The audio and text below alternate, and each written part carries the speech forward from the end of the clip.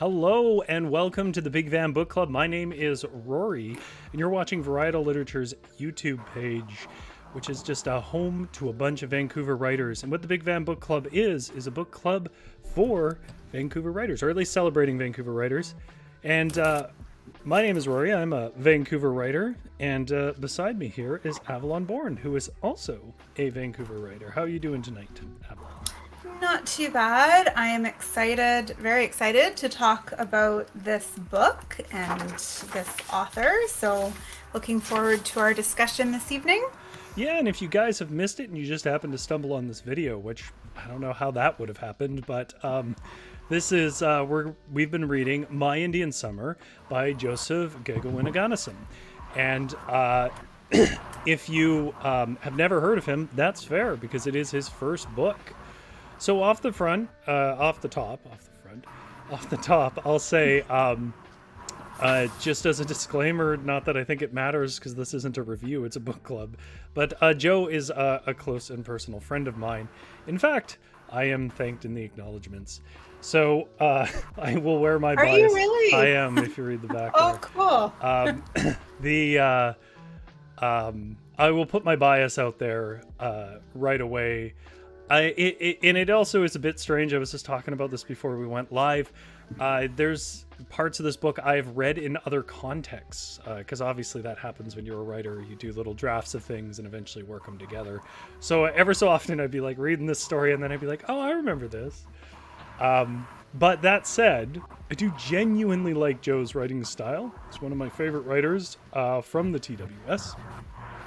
That's where I know him from, the writer's studio. And I'm looking forward to talking about the book tonight.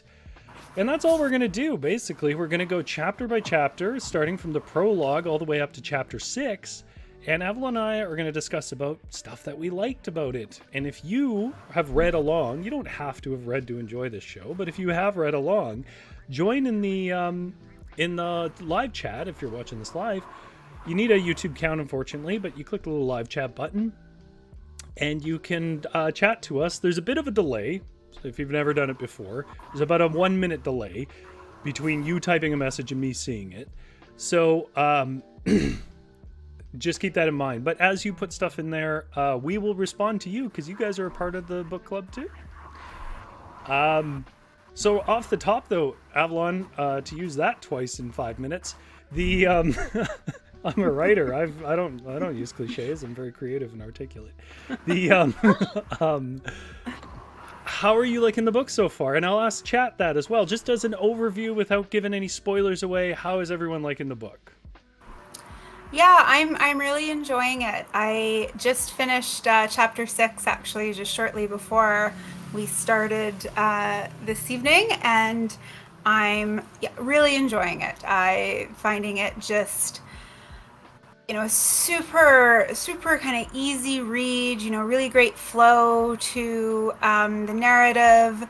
And it's sort of like the convergence kind of style, which is always fun, where you have, all these different characters kind of coming together over, a short period of time or one pivotal event. And so you can kind of see where that's all heading.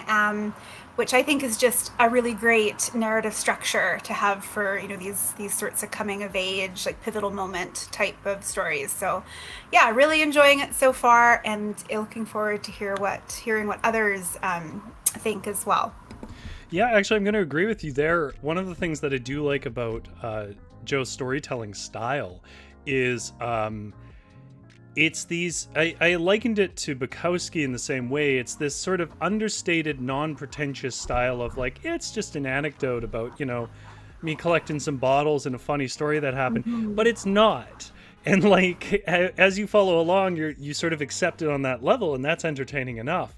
And then you start to read the story and you realize these aren't little anecdotes of a small town. This is a web they are building that has a lot of thematic and narrative significance. And overall, I've really enjoyed that aspect of the book. Just Fleece It Out says, good so far. Took me a while to figure out the ages of each other and build that map of how they are connected. Actually, an interesting note. So I was at the release party last Thursday, And Joe was there, of course. That'd be so weird if he wasn't. Why did that need clarifying? Um, but Joe was. If you've never been to a release party out there, they just basically interview the author, and then the author signs books.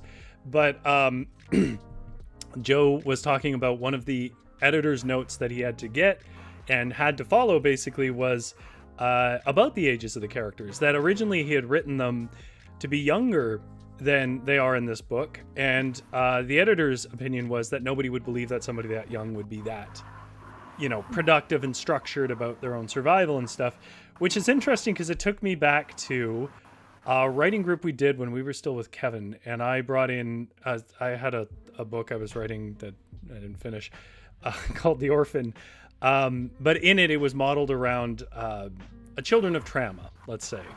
And I had sort of modeled it off child soldiers. And I remember one of the things that I think Kevin Chong had said to me was, don't they seem a little young to be doing this much or to be this, aggressive or whatever? And I was like, well, trauma kind of ages you up pretty rapidly. And I think it's particularly interesting because if you guys haven't picked up on it, the book is largely based around Joe's life. It is based. Don't think that it's just nonfiction with a fiction title. It does take liberties. There are invented characters, and this isn't necessarily overall a story about his life. But it does take heavily from his own life in, what is the name of the place? I'll have to think of the name in a minute. A small town. Red Rock is a place in BC, but that's not what this is based on. Red Rock is a made-up town in this story. And which is based around his, somewhat around his hometown. Yeah. Anyways, that's a whole bunch of verbal diarrhea from me. I see that EBJ is here, who is also at the release party. It's wonderful to see you. I think you know her as well, Erin Brown. Yep, sure do. Yeah. Nice to see you, or see your virtual avatar adding comments. Gia says, did you remember to get Joe to sign your copy? So I didn't have him sign the copy because he was just so flustered, and I was like, I'll see you again, Joe. Don't worry about it. So I could be making all of this up, is the point. Okay. I won't waste any more time since we have people here and people are a part of our thing. Let's go on to the prologue. Now, interestingly, when we were doing The Broken Places with Francis Peck, our last series, there were these little prologues and they were fun, but they were like, yeah, I have one or two things to say. This prologue is rich. This prologue gives you all the themes of the book. So I'm going to give a quick summary of the prologue from my notes. But chat, and as if you have anything you want to say about the prologue, now's the time to say it. Just to remind you guys of the structure, we go chapter by chapter, so if somebody didn't make it all the way to chapter 6, we don't spoil anything for them. So we're going to only discuss what's in the prologue and then add chapter 1 after. So in the prologue, we get the introduction to the character Hunter, who is one of 3 characters in this book, but arguably the main character. He's woken up by his Aunt Mardell, who is sort of softly taking him out. It seems to be sort of in the middle of the night or early morning. And we find out that his father is trying to steal his children away from his mother, Margaret. And so the mother is taking off in the middle of the night. A couple of key features to this prologue that come up in the conversation is his father is a white man and denies that Hunter is his son. Instead, is trying to get Deb and Noah, his son and daughter, and Hunter he seems to be indifferent about. And there is, of course, the important theme of no more white men taking our children, which is a line from that section. So, how did that prologue land for you, Avalon and chat? How did you guys like this prologue? Yeah, I think I found this prologue to be quite an astute sort of entry into the novel. I think, not only does it set the scene, but I think it really gives us all the information that we need going into the novel. You know, sort of after having read that and then going into the next chapters, a lot of the actions and behaviors of the characters and the sort of setup for how, you know, Hunter's life and his interactions with others makes a lot of sense because we have that prologue. So I think it does a lot of work in in about 3 pages, you know, to really set the scene and give us an easy kind of entry point into what this novel is going to be about. I absolutely agree. And the thing that stood out for me was like, it was one of those things where it comes to you so easy, like, you know, like a soft voice in your ear. This section, it seems like it so smoothly and naturally fits together. But then I'm a writer, and I know that in order to wrap and tie and thread so many little layers into that story, all the layers that come up in the story, the racism, the fear of institutions, the mixed, you know, even just the title, Love Will Keep Us Together, the sort of ironic tension that comes up with that they're barely together and there's barely any love, and it's not entirely clear why they're even together by the time we get into the themes of the book. Is not an easy feat. It's not like that is richness in very few sentences. The other thing I want to highlight, which is becomes a theme in the book, is how bloody great the dialogue is. Like every time I just love reading it. I don't know, I can hear it. I don't know if that was the same for you. Yeah, for sure. I think you know, Joe just has such an ear for dialogue that, you know, not only seems true to the characters, but just, you know, keeps the ball rolling, right? Because like when you think about it, I'm sure we'll get into this more when we talk about each chapter, but, you know, we're 6 chapters in and we, you know, not that much time has really passed and not that much really happens. You know, like we meet some characters, we got some backstory, you know, we have some different interactions, but, you know, really it's sort of the afternoon, like morning afternoon of one day. So, you know, like we're not really going through a whole series of events. So we just have, you know, these conversations that's really driving the action forward and allowing us to get to know the different characters and how they interact with each other and, you know, their disparate personalities and quirks and all of that. So I think that's something that just is working so well, at least, you know, in this first section that we've read. Yeah, there's the focus seems to be, as we move on, and even in the section, always seems to be, what do I as an audience need to know about these characters, and giving us that. Mm-hmm. Like it's a focus on developing characters towards goals that become increasingly clearer in the plot structure as to why that needs to happen. I do want to mention that EBJ here says, in response to the ages of the characters, reminds me of the viral tweet that says something like, "Are you an old soul, or were you just responsible for the adults in your life from an early age?" Which hits the nail on the head, as we'll see as we move in to this book. It's very much the theme of it. And yeah, it's true that you know, I think what's core in the themes of this opening is that survival is somewhat primary and done together. You know, there isn't a lot of like comfort in any of it, but there's surviving together. And there are worse things in the world, which are this white man that wants to take them away. And I don't think that's an accidental theme. I think that's very much in keeping with where the book goes. Just Fleece It Out also says, it seems the smaller towns and older generations, especially in abusive households, are breeding grounds for kids having to grow up way faster than they do in today's world. Yeah, trauma ages you up. Trauma and survival, yeah. For sure. Is there anything else you want to add on the prologue? Oh, I think we've probably covered it. Okay. Then we are going to go to chapter 1, which is Knock on Wood. I'll give you guys my summary, and we'll sort of discuss some of this, what goes on. So we get a couple of things.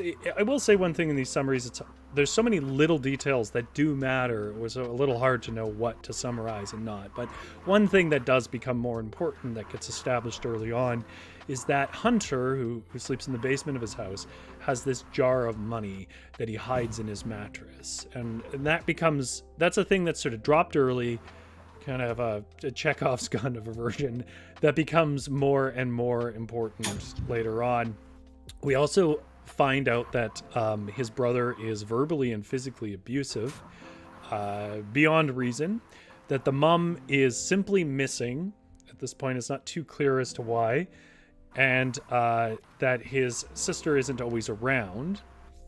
But we also get the establishment that it's 1979, and the only thing he has for breakfast is sugary tea, which is a great moment of showing and not telling of the condition of him. We do find out through Hunter having a .22 rifle that his Uncle Howard, not his actual uncle, is a drinking buddy of his mother, which is our first hint of what's going on with his mother, that he is considered and full alert, this is not a good thing to say outside of context, half-breed native, which is something that his mother holds against him, meaning he's half white and half Cree in this case. And we also get this very cool detail of Hunter being taught to leave tobacco to thank the things he kills, which is, I think, important, but I'm not going to dwell too much on it now. We also get the introduction of Crow. So we get a perspective switch, which, by the way, I wasn't expecting in this book, but I'm happy to have it. In Crow, we see a person who is described as, well, we don't know exactly how old, but he's older than 20 anyways. He's at least pushing into his 30s, if not more. And he was jailed for possession. And when he left the jail, he talks about the Kokums, or the elders of the jail, sort of taught him to deal with some of his white wolf, black wolf thing, which I can describe if people need me to. I think most people know what that means. And he becomes kind of a traditionalist. He goes out into the woods and lives in the means that his people always have. Kind enough to apologize to a mouse. And then we get our third perspective switch, which sort of establishes our three perspectives of the story, which is Troy, who is a weed dealer, by all accounts white, but lived in this town. And his parents were drug dealers. And somehow in that experience, he blames natives for a lot of it, his parents' sort of demise. And he ran away from his parents. He goes down to East Hastings, Vancouver, basically, and sets up as a dealer on a corner at a fairly young age. But unlike his parents, he does not use his own drugs. We know that his parents died young. And we get this great scene where he pisses on their grave and shoots up their headstone. There is, and I've almost forgot that this happened, by the way, there is a perspective switch to Margaret, the mother, at the end of this chapter. And it's basically her expecting kids to clean up after her benders, where it's established that she leaves a bunch of beer cans and so on along round, and how much she resents how much she had to give up for the men in her life. So that gives us a few places to look at and start from. How did this chapter land for you? Let's just start with general. Yeah, I think it was a good introduction to the three main characters, and sort of setting things up. Like we got this glimpse into Hunter's home life, which I think is done really well through showing, as you mentioned with the tea, but I think, through the dialogue, through the interactions that Hunter has with his brother and with his mom. And there's also, I think, this sort of nice contrast from the start, with the family running away and sort of together as a unit, in the face of the sort of potential separation. And then here we see them how, a couple years later, and not a great situation. Obviously some I think, inherited trauma passing from one generation to the next, and just sort of, the continued poor treatment of this generation of children. And so I thought that was really well done. And I also liked, this idea too of what institutions have done to Indigenous people. And like in the first sort of prologue, we have them sort of running away to avoid having the white men take her children away. And then we end this first chapter with the repercussions of the Indian Act, right? And Margaret's status being stripped because she didn't marry another status Indian, and then had children who also don't get that status. So it's just sort of another way of creating this group of others who don't fit into society, and are sort of living in the cracks kind of between that, and the impact that has as well. So I liked that kind of repetition of the ways that colonialism and colonial institutions, how that continues to have an effect on Indigenous culture and families and children. And so I thought that was really well done to kind of see it on the level of Hunter has a pretty abysmal home life, but then it's also, well, we can see everything that's sort of been set up against him and his family, through policy and history and the institutions of colonialism. Yeah, I think that's an excellent observation, because if there's one thing that I can say that the book does very well, which was something that Joe had talked about at the release, was sort of showing the impact without really talking about it, and I think that's here, although I don't know if I agree he doesn't talk about it, and I don't know if I agree that that's a bad thing. But there is this element of like, the way he put it was like, it's a part of life when I was growing up. Like, it wasn't a thing you sort of stopped and thought about too much. It was just a part of life. And I definitely get that here, because EBJ says here, it points out the idea that in the prologue, it's set up as Hunter's family's running away. And by the time we get to the first chapter, he's still running in his sleep, which, yes, is an excellent imagery that shows where Hunter is at. But what I really want to highlight is EBJ says, it's like the promise of the prologue isn't realized in the first chapter. And that is the takeaway I had. What makes the prologue so impactful, honestly, is coming into this chapter and seeing the ways in which it's not clear that things are better, right? Now, we don't know what the other side of it is, but it's obvious that, like, you get this sense from the get-go that, well, these horrible things are happening. It's still better than that alternative of having to trust an institution in Canada to take care of you if you're a Native person, which is something that comes up more explicitly in some later chapters, and I won't talk about it here for that reason, but there is this sense that, like, you're in a prison together, that is pushed into that. But there's also this excellent use of how little things start to create certain situations. And I'm curious where Crow is going to go in this sense, because Crow is introduced as sort of like, what if somebody still tried to live off the land like a native? And of course, the problem with that, as I know on a meta level outside of the text, is that there are so many institutions that go out of their way to ruin that on purpose. So I'm curious how that's going to play out. GS says he doesn't fit into his own family, completely excluded. Also, his family has absolutely no priority to even his basic survival. Like, the priority is always clean things up, Hunter. But he understands that if he does that, when they say, he's not going to eat. So, like, he gets up and he goes and checks his traps before he does anything else, because fundamentally he needs to survive, and his brother's off doing forest firefighting. I'm sorry, that just puts such an image in my mind.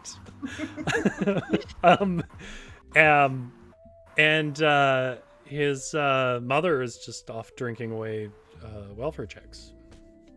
So like we get this early establishment that he has to take care of himself. Which is interesting because Troy is established in a similar way. But I do feel like there is a contrast in how Troy goes. That, like, Troy is a person who has these neglectful parents. Troy is a person who ultimately runs away to East Hastings and so on.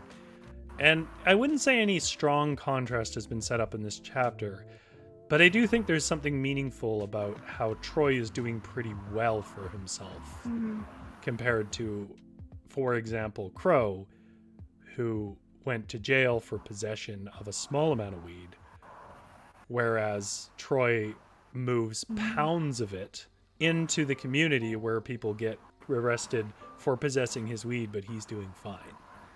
Yeah. EBJ says not spelling out the issues, showing the story from the perspective of a child is really powerful.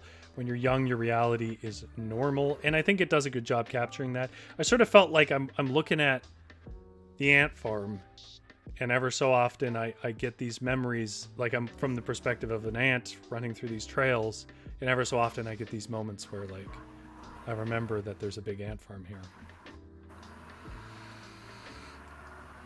How do you feel about Troy, Avalon? Yeah, I mean, to be entirely honest, I didn't realize right away that Troy wasn't Indigenous. So I encountering some of his comments, yeah, I think like there was sort of an added layer, because it seemed at first like, oh, maybe he's sort of internalized, all of this anger, and is now pushing that out on his sort of culture. But I think it's more, I appreciated your comment where I think he's more to show the difference between the things that white people take for granted, and then how that works, within with the more marginalized communities. Like, I think, the comments about the drug dealing, where he just, he doesn't seem to be all that concerned about, potential fallout. Like, he's got his setup, and there doesn't really seem to be a lot of fear or anxiety about him being caught or about anything happening. And then we get Crow, who served like 3 years for a joint. So I think having that juxtaposition is really powerful. And then it's also like having this character who is really coming from such a place of privilege, but is just so openly racist and awful towards these people who don't have the same advantages that he has, and that complete lack of awareness. I think is really jarring as well. So I think that having him as a character is a way to kind of show some of these injustices without really spelling them out. Yeah, and I think I think it's one of those things where maybe in the best sort of versions of stories, where it slips by you at first, and then you kind of reflect and you're like, well, that's a contrast. Like, I just sort of realized that we have a story here where the user is the only person who got any jail time, probably doing the least amount of general harm, even if you believe pot is harmful. And the one who's obviously a lot more dangerous is doing just fine. Just Fleece It Out says we found our Tane. I will say I don't hate Troy as much as I hate Tane. No, I have some sympathy for Troy, because it sounds like he's also had a pretty awful home life, and is also a victim of his circumstances to a certain degree. But not a lot of self-awareness coming out of that. No. For those who don't know, Tane was sort of the villain of Broken Places, our last book, and God, did I hate Tane. To be clear, like, Troy's a pretty mean-spirited person, But he's not as comically villainous as Tane was. Not that Tane wasn't realistic, by the way, but like definitely a much worse person. And I think if there's anything to take away from this other than just the introduction of the characters, it really just comes down to the contrasting experiences from people from the same place, which is a theme that will come up again. Okay, I'm going to go to chapter 2 if nobody objects. So if you guys haven't read up to chapter 2, then now's your warning to run out. Chapter 2, like all the other chapters, bears the title of a song from that era, in this case, Too Much Heaven.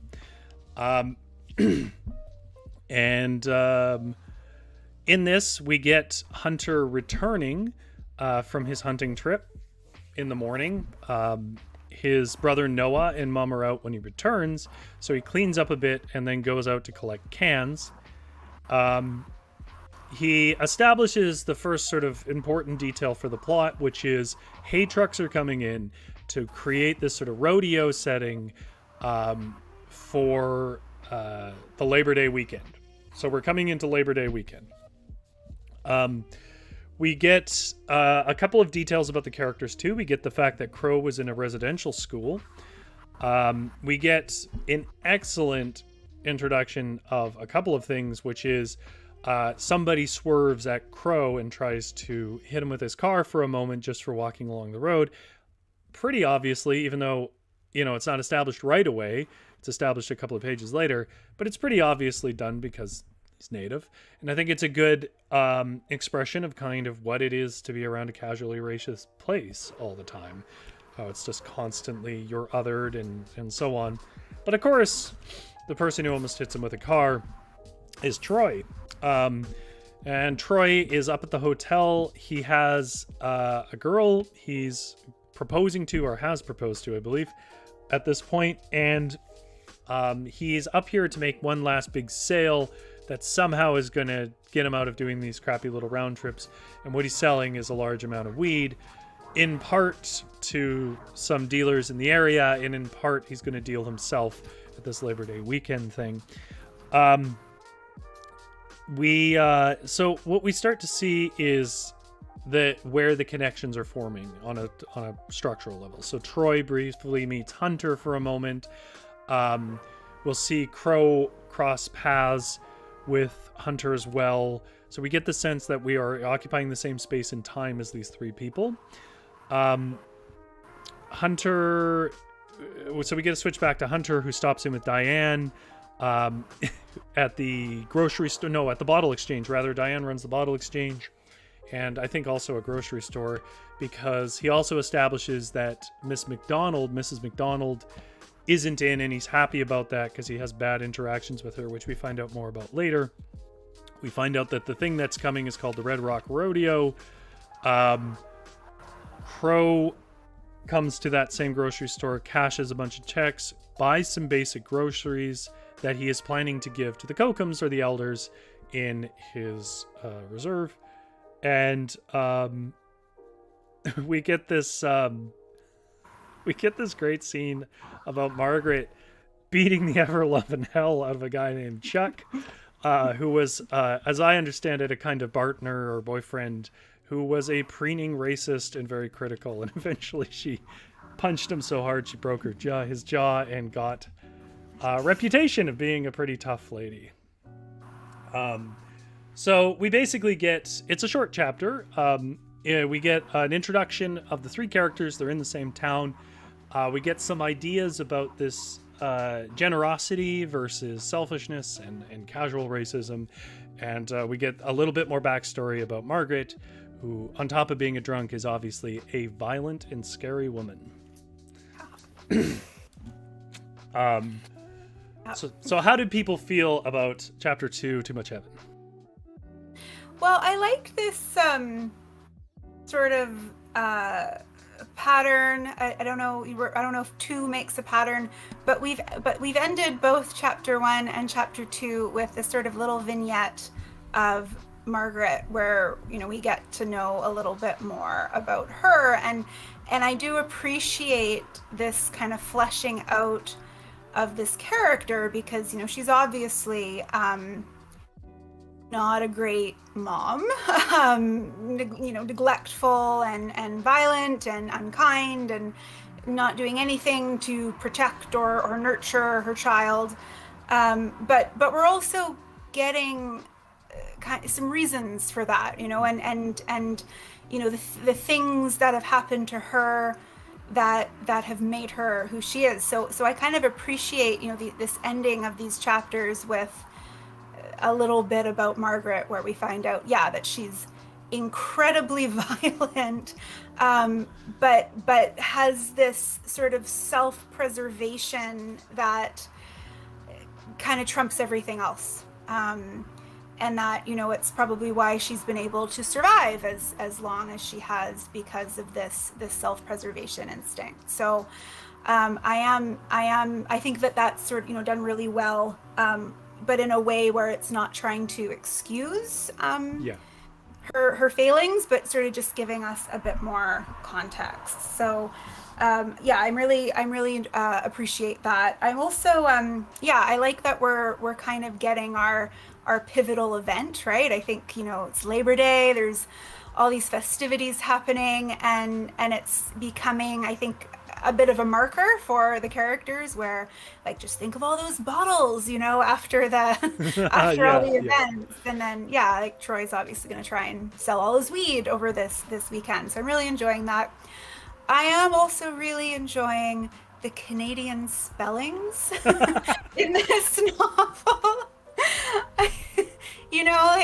With publishing houses just completely conglomerated into what I think there's 4 now.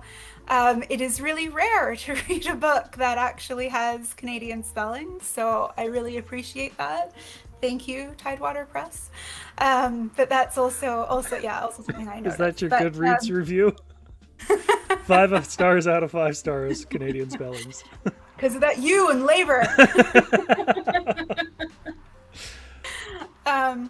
I think just the last thing I'll say is that I think too, in this chapter we get the interaction of all 3 of the main characters, even if it's one of them's trying to swerve his car into the other, and then Hunter kind of smashes into Crow at the store. So it's a very sort of blink and miss it kind of interaction, but I think it's sort of it's laying the foundation for, I think, future interactions for these characters. So I think this chapter does a lot of work in moving us towards some of the main conflicts or interactions that are likely coming up in later chapters. The aspects that really kind of stood out for me about that is, if you just had these people meet when it most mattered, it wouldn't feel like a little town, right? By having these random interactions, it makes it all the more believable that these people would be somewhat familiar with each other. Because if they just sort of met and were they even address it later, how could you not have met him? And he's like, I've seen him around town. I won't say who said that or anything. That's an interaction later. And I think these kind of little bumps do a lot. It also helps us as an audience understand time and place and how people are moving around. And EBJ makes another point about how this section helps us understand time and place, and that these bottle runs, and indeed also Crow's run to the post office and then the grocery store, help us map out the town, which is otherwise would be a big info dump. It'd be like a paragraph of, it's a small town, it's got 5 blocks or whatever else. Instead of doing that, we follow along the action and learn about the characters. We learn about the town. We learn about the era. We learn about this updated post office, and we learn about the idea that Crow disappears for months at a time without coming into town. There's so many details woven smoothly in, so that you don't ever feel like you're stopping to observe or discuss things. You're just hearing a story and getting everything you need as you go, and it's really beautifully written. Gia says, I love the brown, yellow, and glaring orange colors of the Red Rock Hotel where everything was bolted down, which was very 70s. Yeah. Yeah, it's weird because I wasn't alive in the 70s, obviously, but I was alive in the sort of rippling out of the 70s. And so I would see these sort of artifacts of a time where any color could happen. And, you would like the avocado phone that comes up later. It reminded me that I can't remember where I've seen it, but I remember an avocado phone, hideous as it was. Yeah. Also, we get the sense of hustle, which I think is a big theme in this book. That everybody is always moving to hustle and survive. Even Troy, even Crow, as much as he's out in the bush, still has a kind of a hustle to do, although the least of all. And Hunter has to do the most hustling. And that this is a world where survival is based on your ability to hustle, which is a theme that comes up a lot. And, I think there's a lot of ways to take it. I mean, obviously, I'm going to take it as a sort of critique of capitalism versus I think there's some later parts that address what the author probably better understands or would prefer the world to be like. But that in the context of being a sort of neglected people and punished people and genocided people in these structures, you are left with really no choice but to hustle and be tough and all of that. And as you point out, Margaret, at the end, it's pretty clear how Margaret survives. Unfortunately, all that makes her survive makes her very ill-equipped to be a parent, which is a great irony. All right. Anybody else? Oh, Gia says, good old juicy fruit gum, the cavity maker. Okay, well, that's a short chapter, so let's go on to one of my favorite chapters, which is chapter 3, where I feel like we get a lot about some questions that would be forming about Hunter at this point. So we get this wonderful scene where he eats an egg roll with his mom. And the lessons that he sort of learns. First of all, Hunter learns to wait up for his mom. And it's not explicitly answered why, but the text shows that that's when she's in her best mood and sometimes gives him things.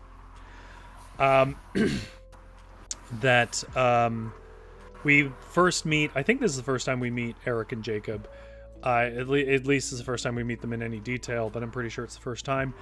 And Eric is his white friend, and Jacob is also Cree, but has let's say a better family life anyways.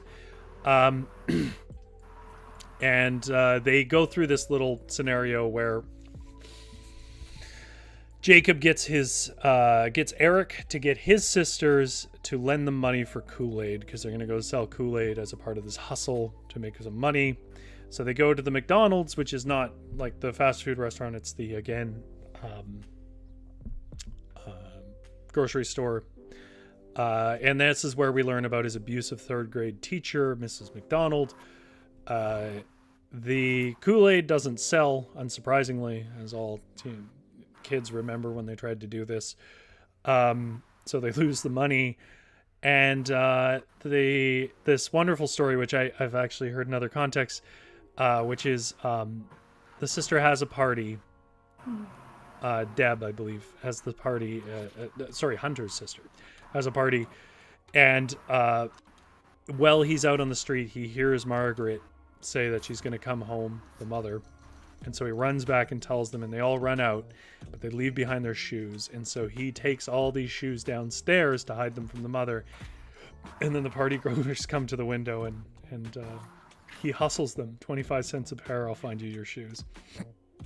We also find out he has a bit of a crush on Anita, which is Jacob, or Eric's sister, I believe. And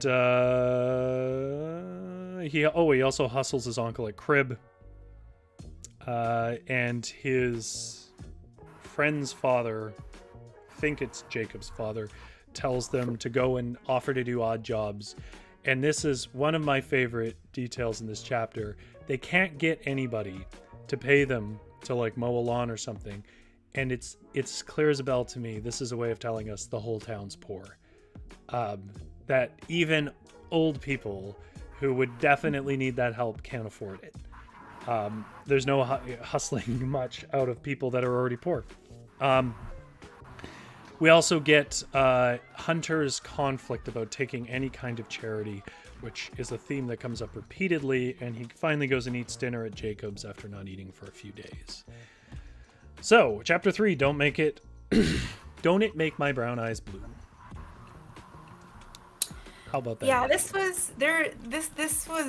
was a great chapter. I mean, I think it's like the length of the first 2 chapters before, and yeah, we get I think quite a bit of action. You know, we get to meet Hunter's friends. You know, there's definitely, you know, some Stand By Me vibes in there, like that sort of late 70s, early 80s coming of age, classics, all that. So like that was great. But then I think like we also get this just really lovely, subtle kind of theme throughout this chapter of the distrust that Hunter and his family and have towards anything, any sort of institutions, or you know, and admitting that things are not okay, because, you know, that way leads to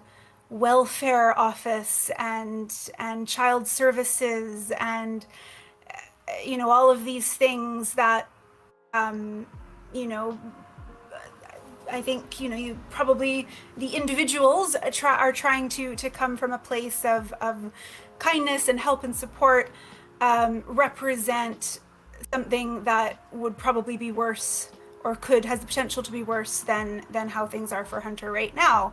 And then you're also, I think, seeing, yeah, like the legacy of this distrust and of the residential school system, you know, in the little throwaway scene between him and his mom of her refusing to teach her children Cree. And I think, you know, it's sort of implied there too that there's also a refusal to teach them about their culture or anything to do with that, and just such a resistance there. And then you kind of juxtapose that with that really awful school anecdote about his treatment, but how his mother compounded it. And I think you can see in that the after effects of his mom, you know, as a child, and the way that, you know, she would have been treated, and that sort of guilt and shame that she's carrying with her. So I think that there's just, that's like this subtle theme that kind of goes through this chapter. And then we get this like heartbreaking dinner scene where he goes to his friend Jacob's for dinner, and you see this, you know, functional, warm, loving family who are all really trying to help him, and the difficulty he has in being able to accept that, and how like there has to be, like, he has to sort of do it on his own terms, and he can only do it, you know, in line with his own, you know, little principles around what he's willing to accept. So you know, that was something that really jumped out to me in this chapter, and I thought it was really well done and told us a lot about, you know, who Hunter is and the upbringing he's had, and how he kind of interacts with the world. And, you know, part of that is obviously from his mom, but I think part of it is just like his own learned experience as well. And I think that really gave us a lot to work with. Yeah, I think you make a good point there too, where, you know, the layers of conflict and guilt in even just eating when no one's feeding you. That, like, he's, because I think it's pretty explicitly said in this chapter, but it's this definitely said more explicitly later, that a lot of that comes from his mother being like, never ever let people know how we live, basically. Like, you know, don't take charity, don't do this, don't ever, you know, whatever else. So he's still trying to defend his family name, in part because he's fear of the repercussions. I'll hear about it and I'll get you for it. Even though, like, they're not fulfilling any side of their bargain. Even though he's being left alone for months at a time with just no concern for how he's going to eat. But that contrast of the happy family to just his smallest moment of it when his mom brought an egg roll home, you know, like that it wasn't so impossible to conceive that might be a thing. And it's probably fair to assume that at least someone in the Jacobs family also came from residential schools, or at least might have been in the 60s scoop. If you guys don't know what that is, you should, if you're Canadian especially, look it up. It's a big part. It's the subtext to why no one wants to let social services know what's going on.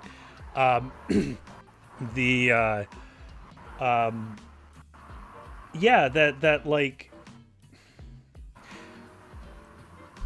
he gives you all these reasons why you should hate and disrespect Margaret. And yet you understand why he is so resistant to just do that. Yeah. It's not just fear, right? Like it opens with this wonderful memory of my mother obviously was a sweet person somewhere, but whatever that person was has been distorted and abused out of it. And again, it's not letting her off the hook, especially later. It shows like she didn't have to be this way, but it's not like it's absolutely absurd that she is. And yeah, I think you make a good point there about how, though this character has not been in a residential school, they've been in a school and seen how, you know, school is your earliest interaction with a government institution, I would say. And so the fact that his first interaction with a government institution is abuse and racism definitely helps the audience who is not native understand why these people are not reaching out. Because I imagine somebody could very glibly say, why didn't they just reach out for help with social services? Why didn't the parents do anything? Why do the elders not phone social services? Because frankly, they're not better. They're as abusive as his house. Like, he leaves his house, which is one form of fairly direct abuse, and then he goes out into Canada, which is its own abusive house for him. So, like, he's cornered in all measure, and all he can really do is hustle to get by. And that's sort of the other thread that I picked up in this, was just every scene, it's about how you have to have the mindset to hustle, or you literally will starve to death. Mm-hmm. And how that kind of alters your perception and relationship to the world. You're never really doing anything just to enjoy it. You're always trying to find a way to make enough money to live. I need Kool-Aid so I can go, not because I think it's fun, not because I want to give people some stuff. I need Kool-Aid because I need money, because I need food, or I want to, you know, have a candy so I have some food in my stomach. I'm playing cards with my uncle. No, I'm trying to get pennies.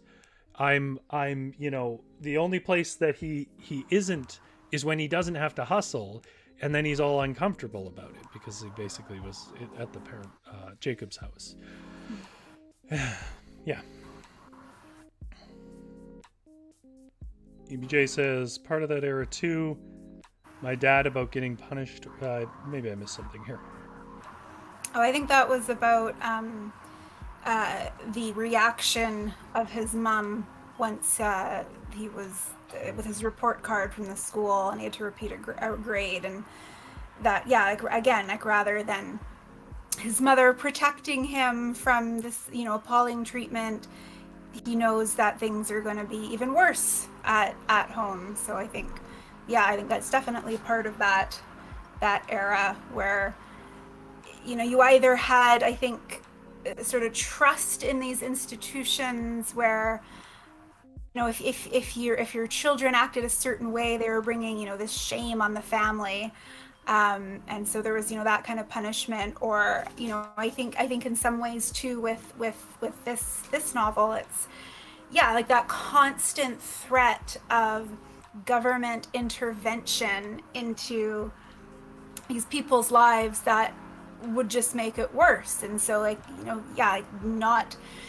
not letting people know what's going on in your home life, like behaving a certain way, not bringing that shame upon them, but also just not giving cause for people to ask questions.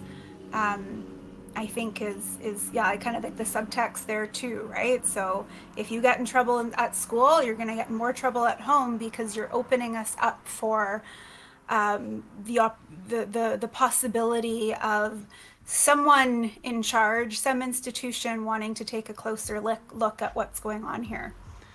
And I think it's worth pointing out that the subtext of obviously Margaret reacting that way to those sorts of things is that was the way residential schools were run. If you didn't do well, you got the hell beaten out of you, and so we sort of keep seeing, to build on your point from last chapter, we keep seeing these sort of pieces of a mosaic of what it was to be in a residential school. The I don't want to teach you Cree, the Yeah.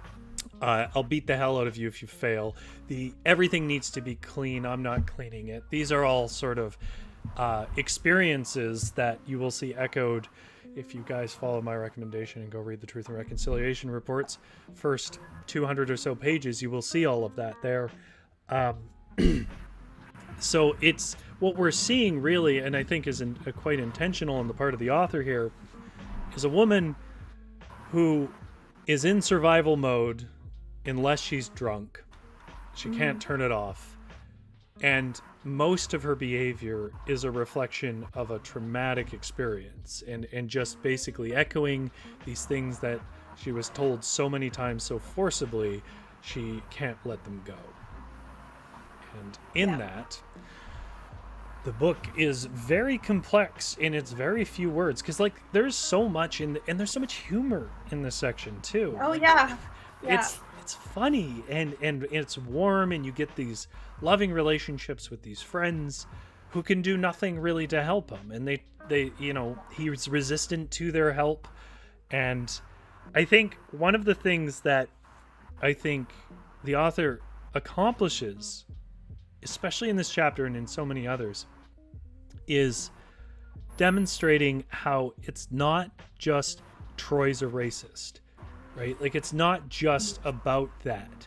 Nobody needs to actively hate him for the world to be bad for him, right? Like there isn't some way that if Troy just was nicer and people like Troy, like his grade 3 teacher or something was nicer, that he would somehow have somewhere to go. Because at the end of the day, the problem is he has nowhere to go. Hunter, not Troy. Hunter, yeah.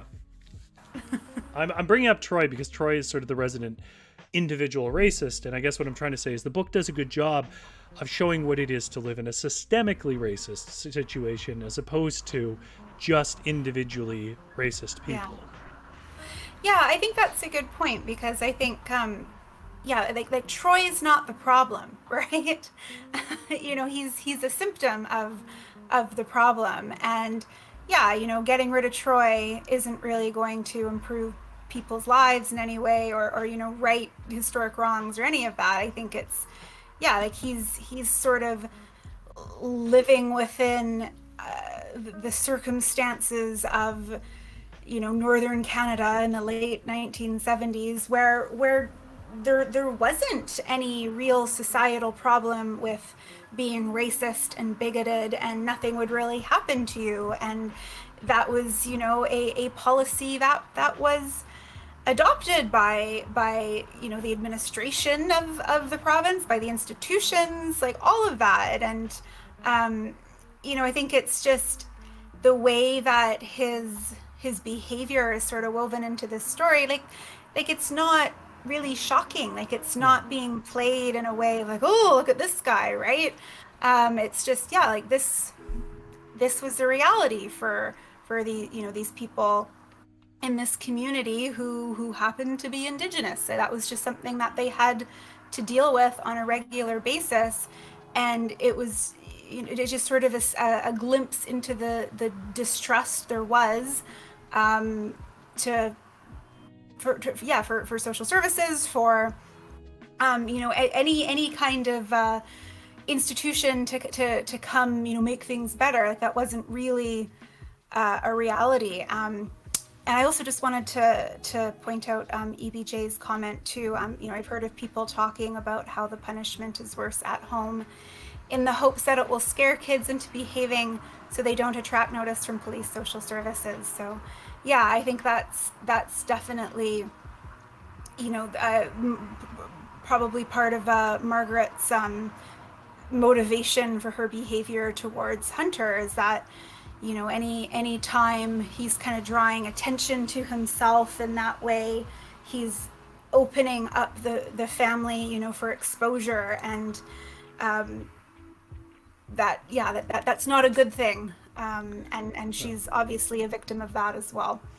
Yeah, and you get a reflection of what those institutions can do in everything Margaret does, right? So like we actively and visibly see what Hunter sees, what he fears from those institutions, because in this chapter, not accidentally, we also get to see again his first interaction with government institutions and how they treat natives.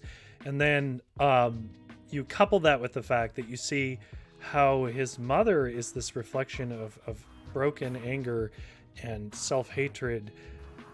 Why would you trust any of this stuff? You can't. Not just distrust, but actively being besieged.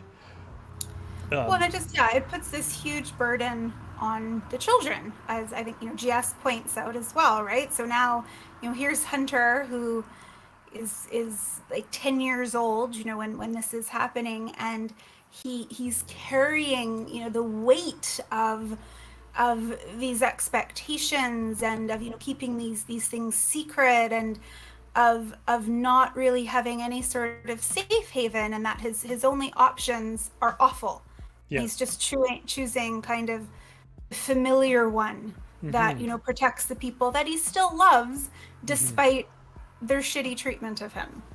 Yeah, and that's, to put it bluntly, if anybody out there hasn't quite put together, like, I'll try to say this as straightforward as possible, as bad as his mother and his community might sometimes be, they didn't wrap them up into abusive schools and kill them, right? Like, the choice here is not illusionary. It's not just that he's being gaslit. His mother was what happens when the government came and took Indian children away and threw them into residential schools. That was his outcome. So of course he doesn't want to reach out for any structural help, and that's why he's also, I think, careful at Jacobs and careful in all these places to not let on that he probably should have some kind of service intervene, because the services that are available for a kid who was native in the 70s we'll stuff you in a residential school. And like, keep in mind, they're not gone at this point. The last residential school closes in 1995, so residential schools are still alive. That's probably where he would end up, and he knows it. Like, he doesn't want to go there. But yeah, GS puts it puts the burden on the children. So like, it's broken the parents. The parents are breaking the kids. And the kids are trying to hustle to survive, and it turns them into these creatures that have to look at everything as a hustle. And I feel like that's what we get from this chapter. So why don't we roll on into chapter 4, which is Don't Stop Till You Get Enough. So chapter 4 is the first time, it took me a minute to pick up on it, and I feel like kicking myself for being a bit of a dummy. Chapter 4 is the first time we have a time shift. So it goes back in time here, and I'm going to pretend I figured that out on the first page and not near the end of the chapter.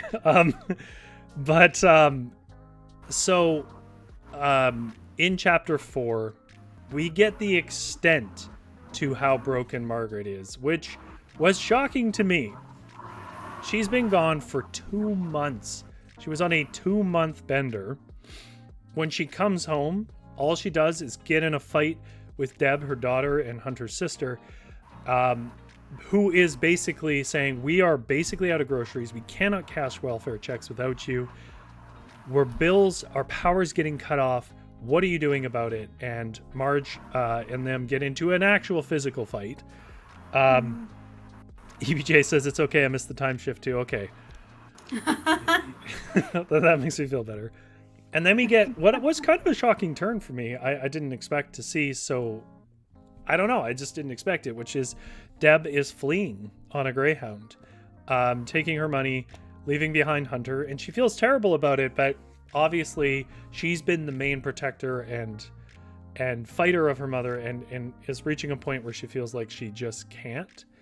But she, the person who cares the most about him, also reinforces don't alert social services and gives him this little script to read in case social services calls. But, you know, I think the fight is to establish that to some extent, Deb is a little bit afraid that her mother might kill her, frankly. We've already seen that getting in fights with Marge at least breaks your jaw. After that fight, Marge doesn't come back for another 3 weeks. And 3 weeks later, she comes back. Hunter gets up and sort of is like, how you doing? What's going on? She says nothing to him, phones her friend, says, I'm coming back over, and leaves again, without saying anything to Hunter or giving any money or anything. And so then we get Hunter going to the Kokums, which is the elders in the village.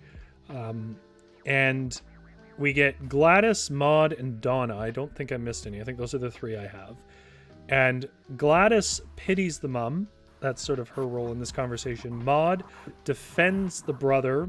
And Donna is the only one that kind of plays the devil's advocate of maybe the mom should be better. And then that's the first time we get a direct reference to Margaret's life in residential schools and how it affected her. And we get what is the core to Hunter's story. Hunter is saving money to do what Deb did. That's what the jar in his bed is about, and he's going to store it at the Kokums house. We'll give him rabbit stew in exchange for the rabbits he hunts. GS says, which is unthinkable to me. You mean abandoning the brother to the mother? What stands out for you about this chapter? I know what it is for me, but what stands out for you about this chapter, Avalon? Yeah, I think this is the chapter where we really see the serious adult consequences of Margaret's neglect. And I think we see that through her not paying bills, and you have the sort of the physical ramification of that with, rent's not being paid, they're going to turn off the power, and Hunter's sort of left on his own all the time, and that actually seems to be safer for him, but he's been able to rely on shelter and access to plumbing and electricity and all of that, and all of that is now kind of in danger because of his mom's benders and refusal to provide any sort of basic parenting. And then Deb, who seems to be the only member of his family with any kindness or care for Hunter, is leaving, and now he's stuck with his mom and his brother, who is just as bad as his mom. And then we see the consequence of his mom essentially coming back from her 2-month bender, taking the checks, leaving without a word to her son.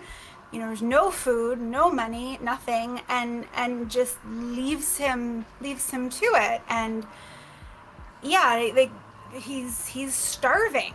And then we have this sort of interaction with the Kokums, which I think obviously helps sort of set him down, a different path where he has some options. But I think we're really seeing the harsh consequences of the neglect that Hunter is experiencing.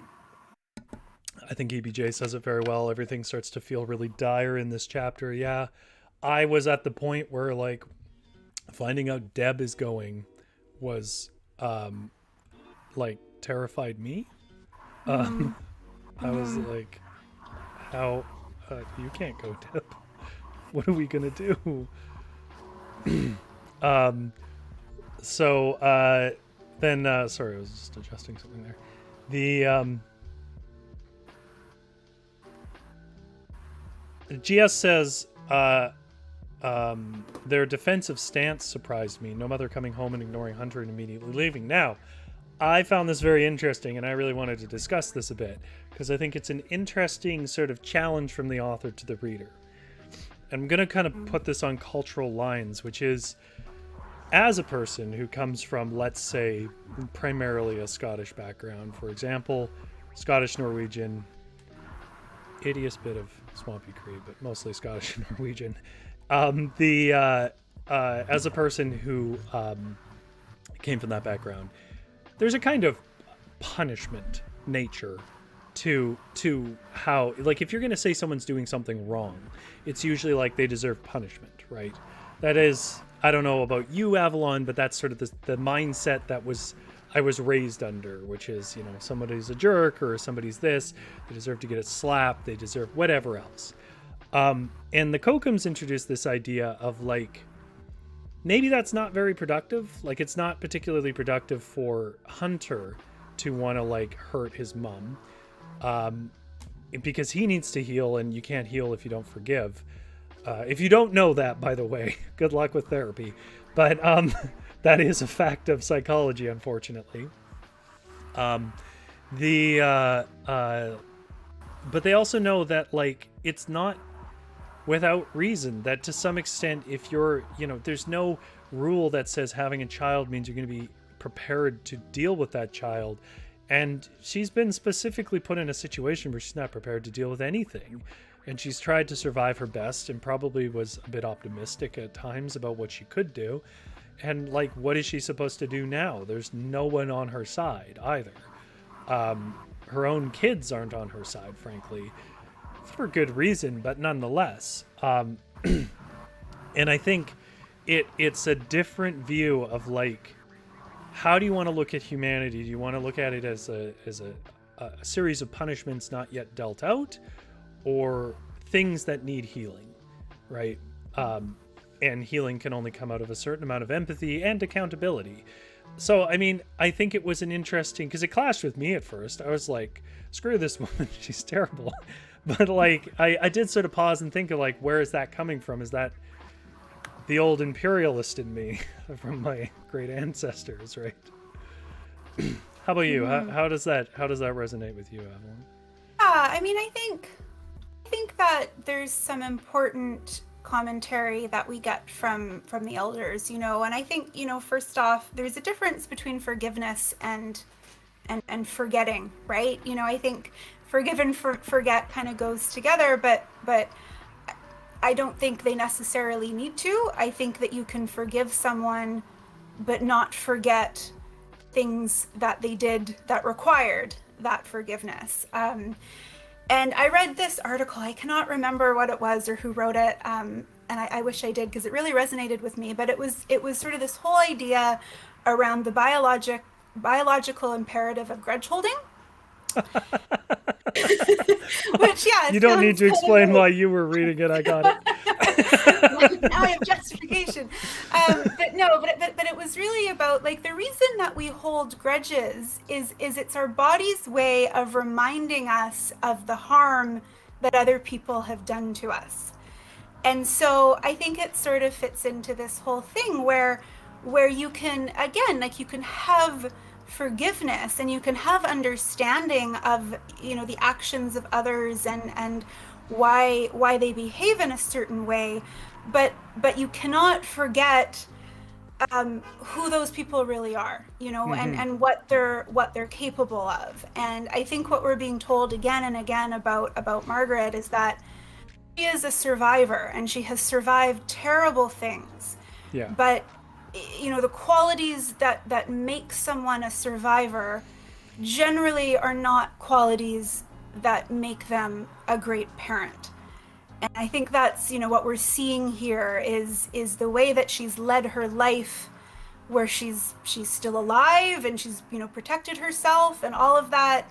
Those are the things that are in the way of her being able to be a good mother to her children.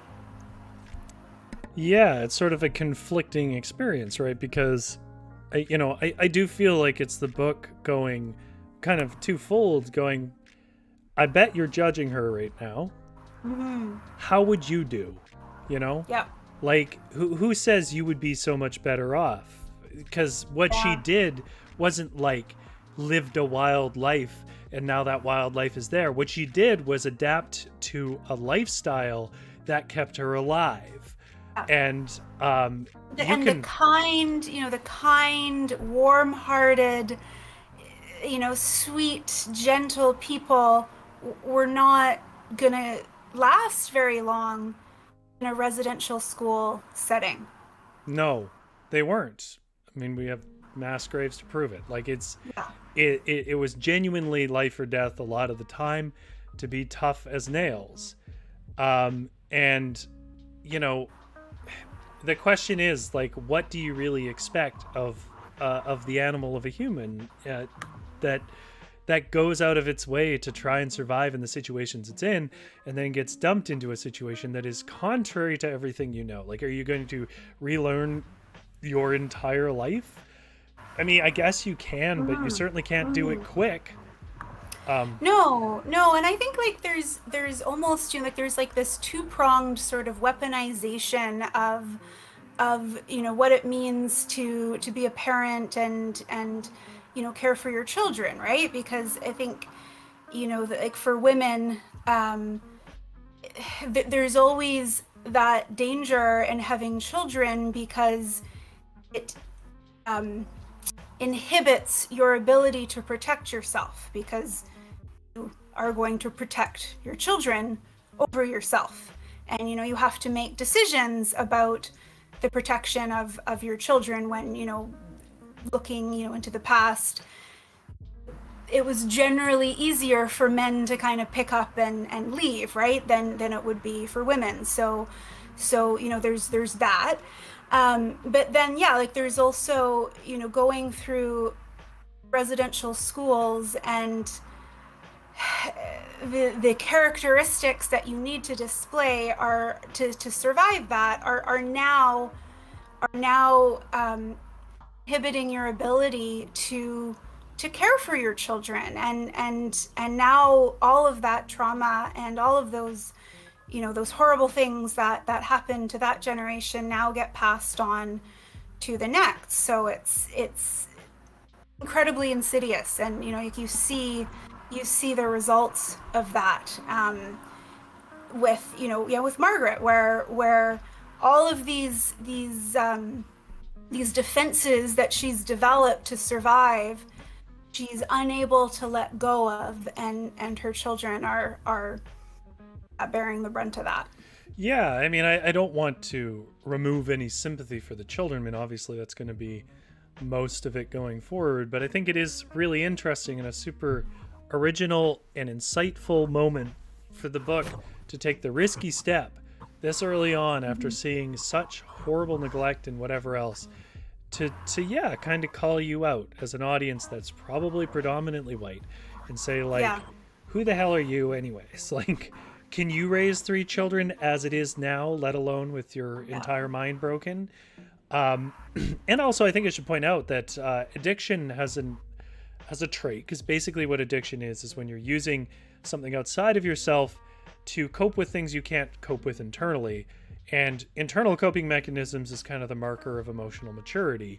And so if you put yourself in a position where you depend on something outside of yourself and you never develop internal coping mechanisms for that stuff, what effectively happens on a psychology level is you get frozen at that age when you first got heavily addicted to something. And until you sober up, you don't start aging again, basically, on a mental level. And so I think probably a more accurate way to look at the Margaret here is Margaret is essentially the same age as Deb. Like, if not younger, frankly, and has been expected to suddenly be an elder. EBJ says, isn't that the point of therapy? You develop these behaviors, thought patterns, because they protected you in situations when you were younger. And then when it's no longer, when you're no longer in those harmful situations, that you need to learn to let go of them. And I think that's an excellent point, because that is obviously the point of therapy. I guess I should add, though, obviously I understand why Margaret wouldn't be going to therapy. A, she doesn't have the money for it. And B, holy crap, you want to talk about structural racism. Therapy in the 70s.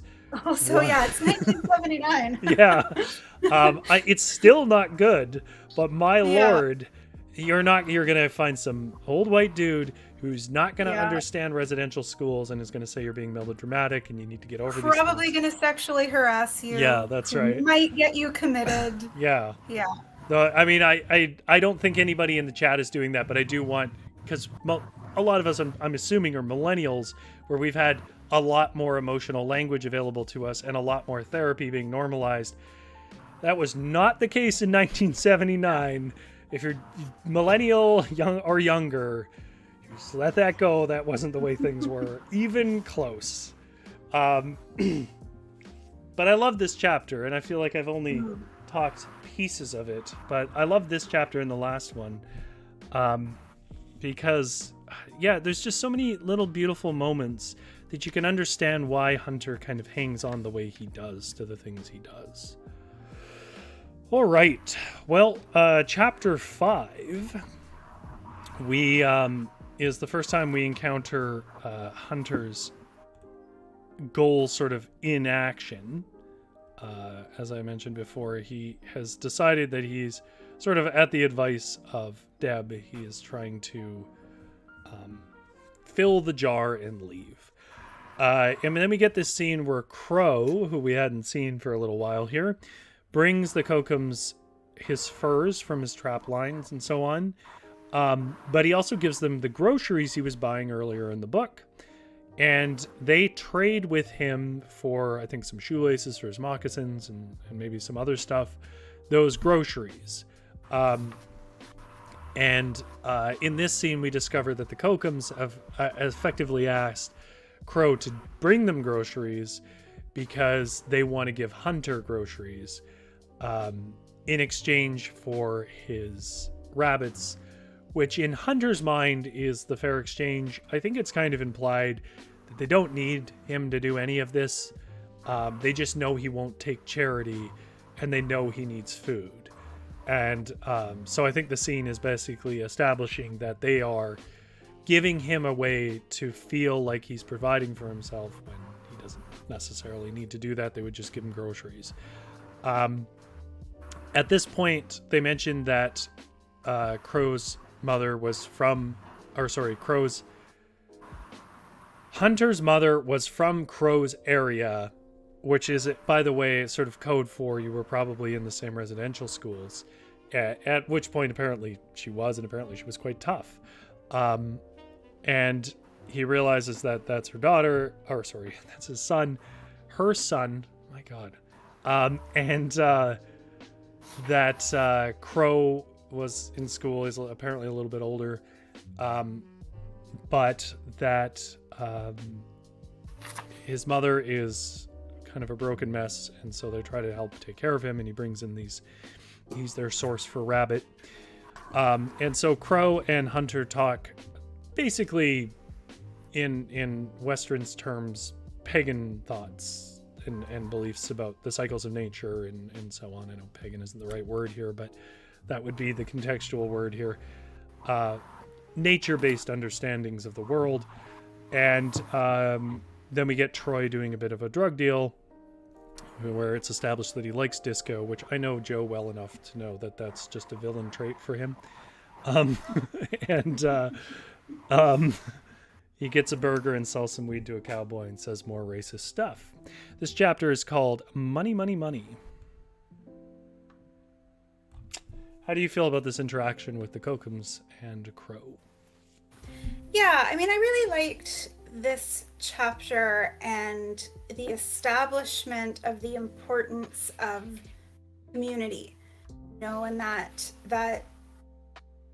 there, it's a culture, and a system that's based on something other than capitalism, and while like there's still the distribution, of goods and services, and the exchange of all of that. It's more so based on what different people are able to provide and what different people need, and that's sort of the setting kind of principles for it, as opposed to this late stage capitalist hell that we're all in right now.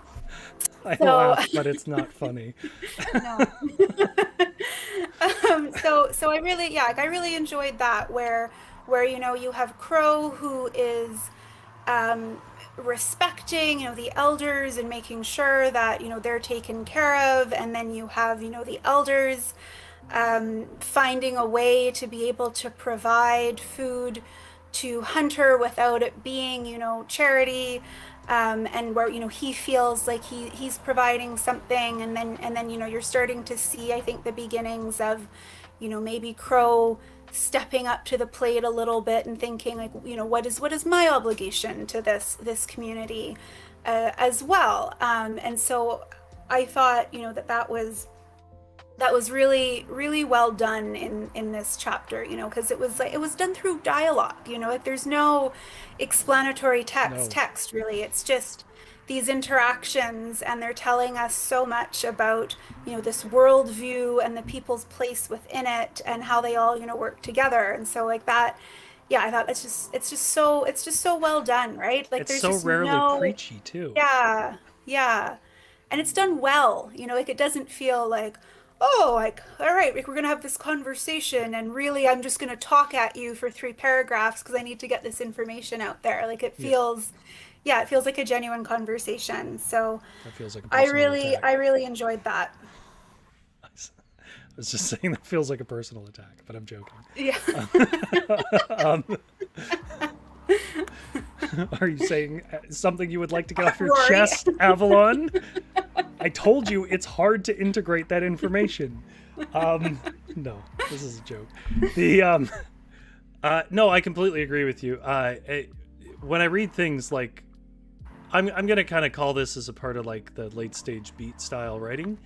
Yeah, I always envy how they can just, it's just all there in character in the scene, and it makes sense, and it's like a really well curated moments from an interesting life, and I'm like, I have a boring life and I don't curate worth a damn. It's a lot of prose. Like um yeah, it's like, I want to remind people that this is Joe's first book, Mm, and it's not like yeah. a lot of writers who have a first book where they kind of had a few other books and they weren't very good, and so it moved on. Like Joe, this started, by the way, he talked about this at the event. This started as like a 1,400 word thing about his time in his hometown, and people just kept saying expand it, and he kept expanding it until it became a book. Like this is truly Joe's like first book. Not that he hasn't written other stuff, and like just such able and strong storytelling.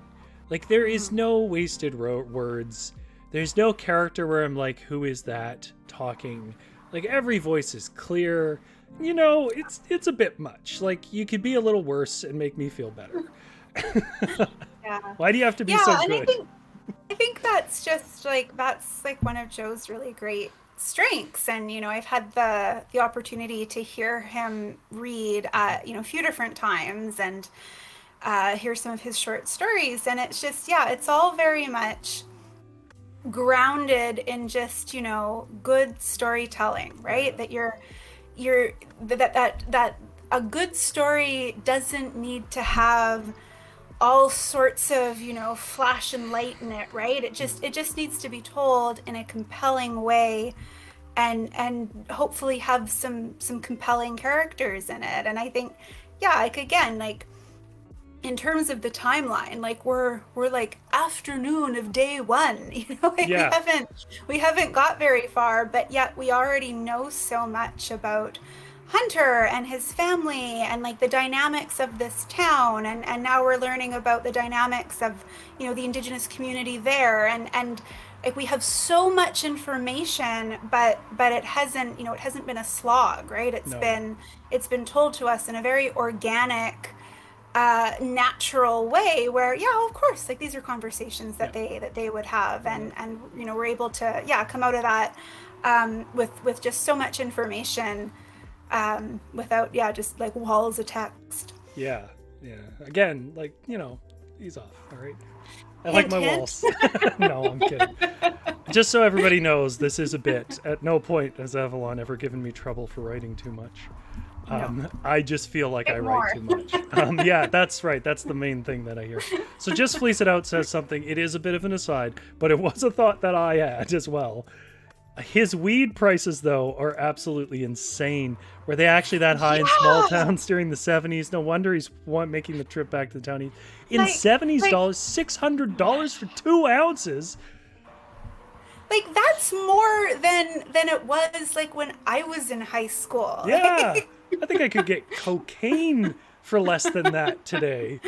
Yeah, that I mean, yeah, like maybe it's like the courier fee to bring it out to this small town, but yeah, that was kind Boomers of and nuts. Gen X, let us know. Was that the Even price of weed? $5 for a joint in 1979. Yeah, Like that's like, that's what's that? That's like 25, $30 or something nowadays. Like, uh, oh my lord, probably more, right? Honestly.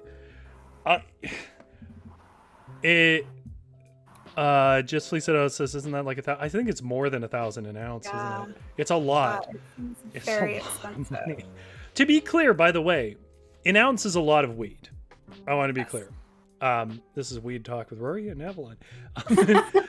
An ounce is a lot of weed, but nowadays in British Columbia, to get an ounce of weed would cost you maybe a couple $100 if it was decent Yeah. weed. Like it's Yeah, not, these are crazy prices. um, I'm just gonna drop this and then I'm gonna let it go. Which is, I do have just the slightest little I wonder about Crow in this chapter.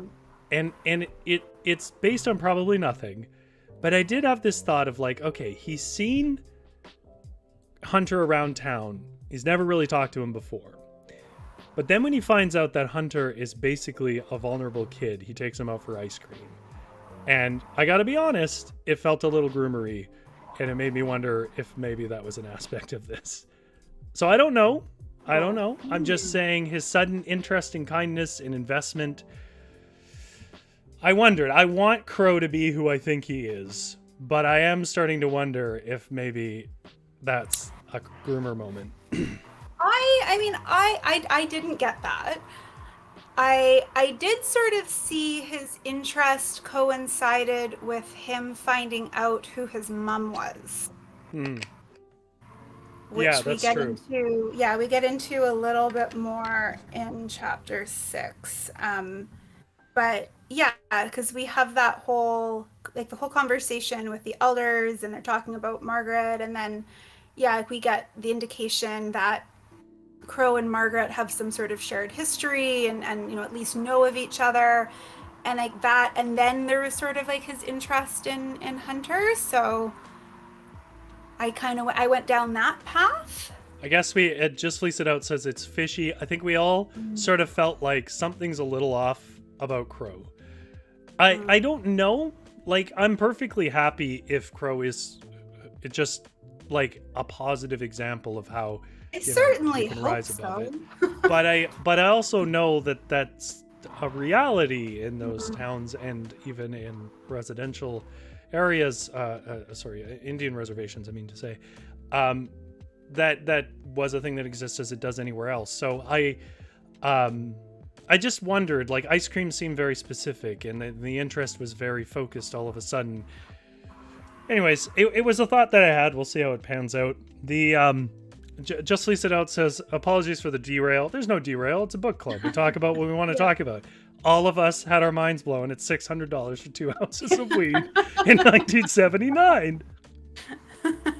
GS says, plus Hunter's dad might have a reason to think Hunter is not his. Now that is something I didn't consider. That's a good point. Oh, dang. Yeah, that's true. Yeah, and we get that like right at the beginning. Yeah, yeah. And why would that be mentioned if it right at the beginning in the prologue if that isn't really going to have any further bearing?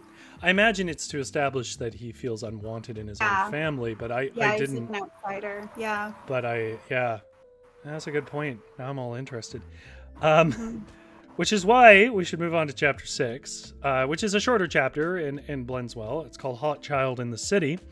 In this, Noah's finally home from fighting fires. There's this ongoing thing in the background about forest fires sort of blowing smoke and pushing animals up and making the hunting a little better. But, it's contained and it's not... I don't know what will come of that. But Noah is an abusive jerk, of course. And after Noah leaves, he says he's going to bring a girl by later. But anyways, Hunter's 3 friends come over and they discuss the Big Bend party, which is on a river bend, sort of a bush party. If you grew up in such a setting that you don't know what a bush party is, I mean, it's exactly what it sounds like. It's a bunch of high school kids and sometimes a bit older finding some area of the bush to light a fire where people are unlikely to see it for a while and getting unwisely drunk in a dark forest in the middle of nowhere where ambulances can't reach you. All thoughts I didn't have when I went to bush parties as a kid. But I realized later. Anyways, this is where we get the decision for Crow to help Hunter and accept that he's an elder, which is an interesting turn as a character. And then we get a lot of Troy setting up to sell his last pounds. He crosses paths with the 3 boys, and despite the fact that he is a virulent racist all the time, he can't break the 50, and so he agrees to buy their stuff for them, which I think it's pretty obvious why, but I'll leave that for discussion. And then later he meets Pete, who's this paranoid pothead who helps him roll a bunch of joints for the Big Ben party. EBJ says, I don't know where things are going with Crow. It could go so many different ways. Yeah, I feel like there is somewhere. I don't think it's the obvious. I don't think it's just going to be Crow is supportive and whatever else. I think there's more to it. EBJ says, I like the subtext and the detail about the fire pushing the animals north as our main characters are getting pushed closer together. Ooh, good observation. What a great book club we have. Yeah. Okay. How'd you feel about chapter 6? I realize it's not as meaty as the last 3.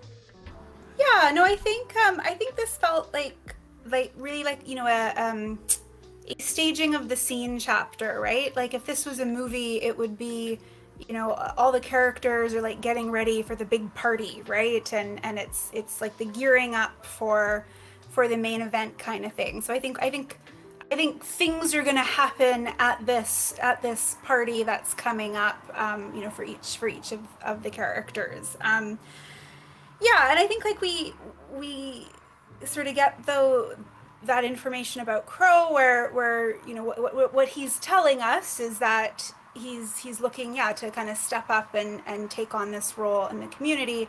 But I think like there still is this interest in Hunter's mom, and he has this really great line that I really liked about Margaret, where he says, now she was the Margaret who staggered out of the cut thumb and broke men's jaws, which I thought was just so great. Like what a great descriptor of her, where it's capturing like all this rage and the addiction and like this and how all of that kind of weighing on her, and like this is who she is now.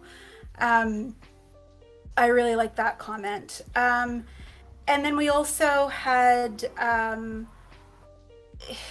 like more kind of evidence of this internalized distrust about any outside institutions, with the interaction between Hunter and Noah, and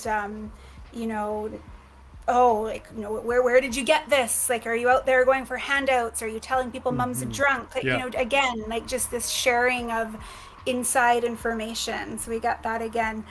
I will say I am worried about Hunter's mason jar of money. Yeah. I think, in thinking about Crow, Crow knows where that money is. That And was I my think, first thought. Yeah.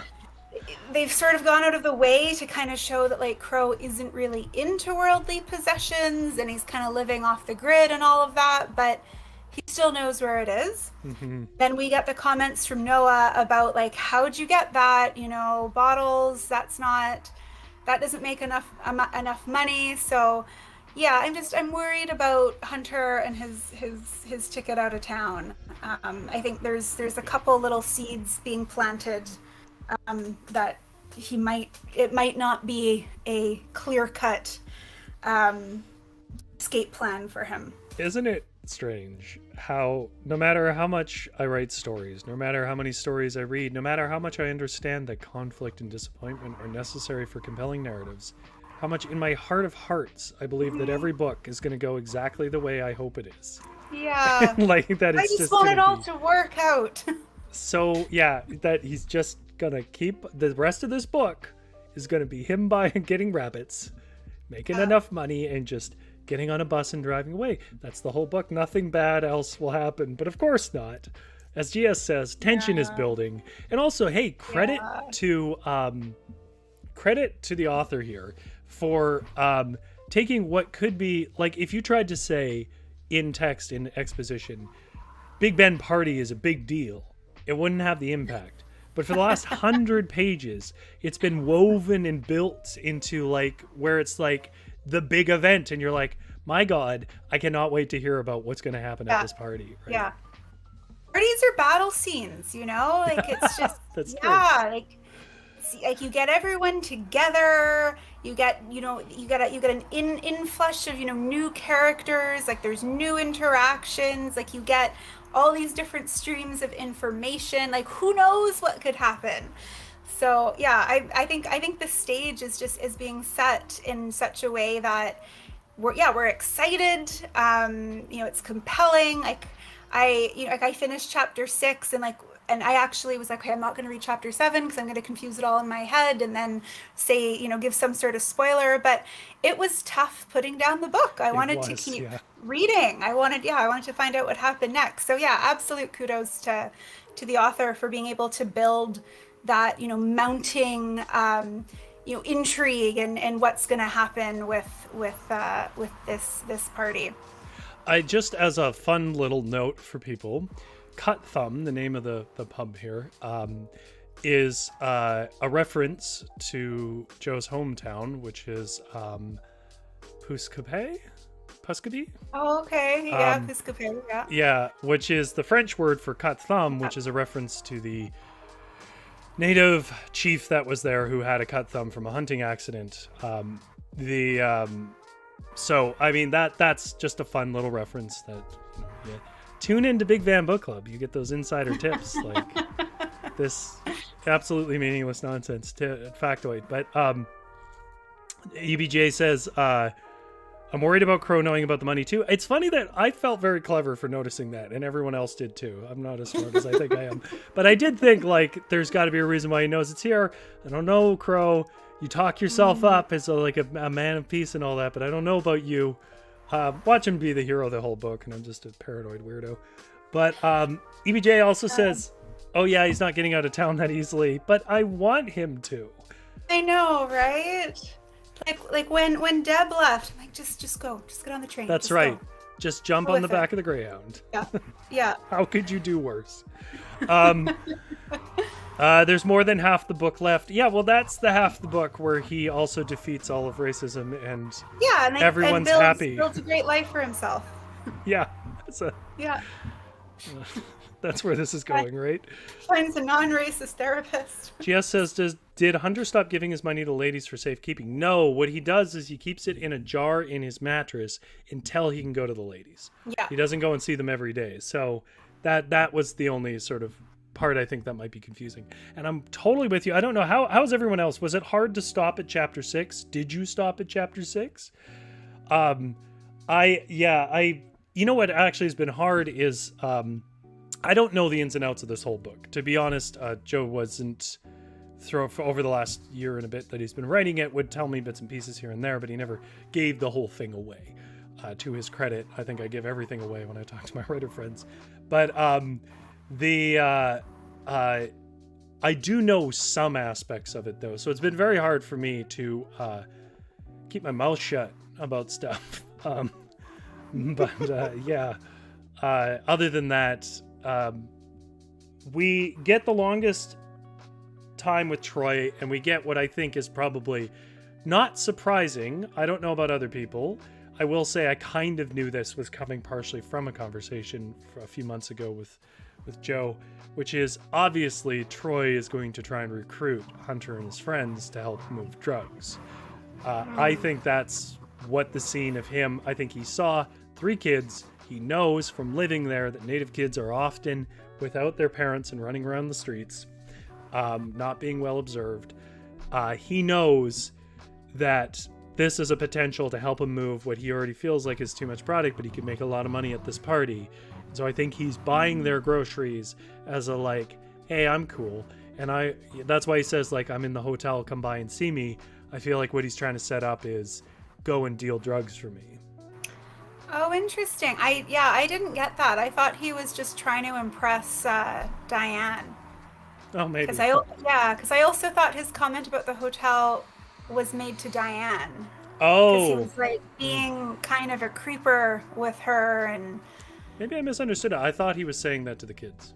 yeah, I don't know. I thought he was saying it to Diane, and then I thought, yeah, like he was buying their groceries like to impress her, as in like, look at me, look how much money I have, and like look what I'm doing for the denizens, of your store here, like.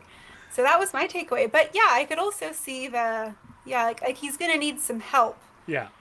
And from someone like Pete or another adult, they're probably going to expect like a bigger cut than what he'd be willing to give. So yeah, I could see that too. Because that's kind of what chapter 6 starts to set up about Troy, is that Troy wants to make a bunch of money and doesn't have the manpower to do it. Right. And so we've established that as far as Hunter and his friends are concerned, everything's a hustle. What do they care? I do think it's interesting, a point that I've not found any clear opening to make. I do find it interesting that, Crow and Troy and Hunter all are engaged in hustles. There's always this hustling going on. Troy's is the only one that has no real benefit to life. I mean, I guess that's a controversial statement, because you can say, well, pot has its own value, and I'm not trying to take away from that. What I'm trying to say is... Yeah, that like the dude selling it isn't really, especially this dude, isn't really offering much up for the betterment of humanity. This isn't a communal rabbit stew that you're putting a rabbit in. This isn't furs for everybody to kind of enjoy the products of the kokum. This is not hanging around a campfire, sharing, a transcendent experience or anything. No, he wants to move up like in his girlfriend's crime syndicate family. And he's making money off of a drug use that is almost certainly tied to the structural racism of the area. So it's basically just a white dude coming in and capitalizing off the broken people left by residential schools. What a great hustle for him. And I felt like that was well articulated over many chapters in the book. I didn't know quite where to drop that. But yeah, I kind of wanted us to stop at this chapter because, well, it's right at the precipice of that party. So looking forward to the party. And I just want to ask the chat, what are you looking forward to in the next part of the book? How about you, Avalon? What are you hoping to see? Yeah, I mean, I'm definitely looking forward to the party. I would also want to see an interaction between Crow and Margaret. I'd like to, like we've seen her with her children and we've seen her with like her drinking buddies. I think it would be interesting to sort of see her with someone who knows her from, just traumatic period of her life. So like, I'd like to see that interaction. And I'd also, I'd like to see sort of, what the stakes are going to be for each of the characters with what's coming next, right? So like, we know what's happening with Troy. Like he wants to sell all this pot, make all this money. And Hunter's looking at it as like this great, bottle run, but then also seeing, what what are the possible consequences, not necessarily consequences, but I guess like, what's going to happen to them at this party, because obviously stuff is going to happen. Yeah. And I think we're going to get, different interactions with people. So I think I'm just looking forward to that. Plus, like, we also had the introduction of, this other kind of gang that Troy was selling to, who he seemed a little bit scared of. And I'm wondering if like they're going to feature a little bit more in the story as well. So yeah, maybe seeing if that's going to pay off. I think there's just like a lot of seeds have been dropped, in the chapters kind of leading up to this. So yeah, I'm looking forward to kind of seeing whether we get any growth from those.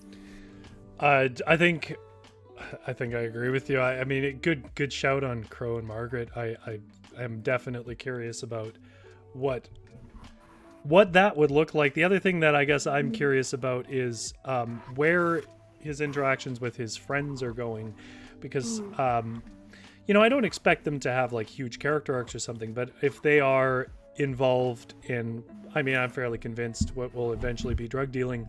If they are involved in it, what are their opinions and motivations for doing it? What kind of interactions and conversations will come out of that? Or if it's just Hunter, whether, what situation that puts him in. Does it isolate him from his own friends to try and keep that secret and things like that? He's obviously keeping secret that he plans to leave as it is. So I'm curious to see how those tensions develop. Just Fleece It Out says, I wonder if the kids are going to find something the next morning after the party that is going to get them into a bad situation. Oh, I bet they will. I mean, there's that weed hanging around. Like he loses the duffel bag and they come across it. I feel like that might be where this is going. EBJ says, I'm curious what's going to happen with Crow. He's the one who has the least clear goals and stakes for me right now. That's why I don't trust him.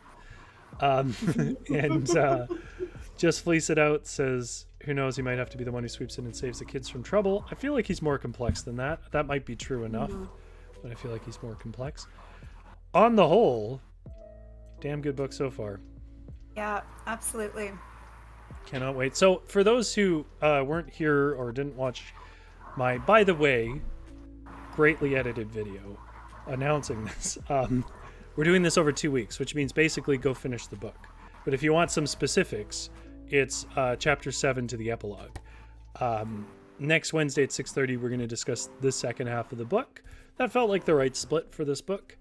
And Avalon and I will be back to discuss it then. And thank you, Just Fleece It Out, EBJ, and GS for joining in the conversation, and everybody out there hiding in the wings. Thank you so much for dropping by and listening in, and hopefully you enjoyed yourself. If you did, the biggest thing you can do that helps us is let people know about the Varietal, where we do Wednesday night, the Big Van Book Club. Tuesday nights, we read old folktales and fairy tales, although this month we're doing horror. And man, the story that I read yesterday, The Child Who Went with the Fairies from Sheridan LaFan, was genuinely the only Victorian era ghost story that has actually scared me. An absolutely terrifying story that I think you should go listen to. You can, in that video, you can look in the description. There will be timestamps where stories start, so you don't have to listen to me blab, and I kind of screwed up at the beginning of it anyways. But if you no, like I put it on, it wasn't the splash screen, it was me. So like you can see me scrambling to put it on the splash screen if you want that humor in your life. But you should absolutely go and listen to that story at least. I read another one from LaFan about a ghost hand that's a little cornier, but the chat, by the way, thought it was creepy. But the first one, The Boy Who Went with the Fairies, holy crap, it scared the shit out of me. And I'm not a person who usually gets scared by written stories like that. But yeah, Tuesday nights we do storytelling, like I read stories, and then tomorrow 6:30 we write stories together, and we're into our Halloween month, so we'll be doing sort of Halloween themed stuff. That's sort of joining the chat right along live. It's just goofy fun. But Wednesday nights next week, 6:30, we will be reading the rest of the book. Is there anything you want to say before you leave there, Avalon? I think the only thing I want to say is, you know, and I'll probably mention this next week as well, but I highly encourage all of you, you know, once you've read the book and hopefully you've liked it, write a review on, you know, Goodreads or whatever bookseller you bought the book from. That does a lot to kind of bump up the profile of emerging writers. You know, the more reviews that books have, like the higher they feature in algorithms, and you know, it helps with sales, it helps with visibility and all of that. And you know, Joe is a local writer, and I think, you know, it would be really great if we can, you know, do whatever we can to support his entree into the novel writing world. And there's like a lot of really easy ways that you can, you know, show your support and help emerging local artists. So I'll, you know, talk a little bit about that again next week once you actually finish the book, but I just wanted to mention it. Yeah, good call. Before we finish up today. Yeah, good call, because like, come on guys, obviously this is good enough for other people to be reading. I mean, I don't know how many books the chat reads on average, but it's better than a lot of books that are out right now. And it's not going to get read as much as those other books because people don't hear of it, or they don't know it when they see it. And they're like, what is it? What am I committing like 5 hours of my life to? So those reviews help a ton. Also, just telling your friends to be like, hey man, why don't you try reading? This is a good book. It's not that I don't think this book, I think this book succeeds in being great storytelling without being too infatuated with writing. As much as I do like that in stories, this is truly a good book for people who don't necessarily read a lot of books, because it's to the point, it's smooth, you don't have to like make excuses for it or anything like that, or like have a background in something or have read some other book. It is just, here's stories of my life in a very straightforward and conversational way. And I think you should recommend it to your friends. There you go. If they don't have money, maybe buy it as a gift. Yeah, there you go. Just the holidays are coming up. Christmas is set. Everybody. Yeah, there you Can go. you imagine if it was just the same book for like 5 members of your family who live together? There you go. All right. Well, thank you everybody for coming by. Thank you so much, Avalon, for talking to me. Thank you so much, EBJ, Just Fleece It Out, and GS for hanging out with me. For everybody off in silent viewer land, thank you so much for coming by. My name is Rory. Keep on reading.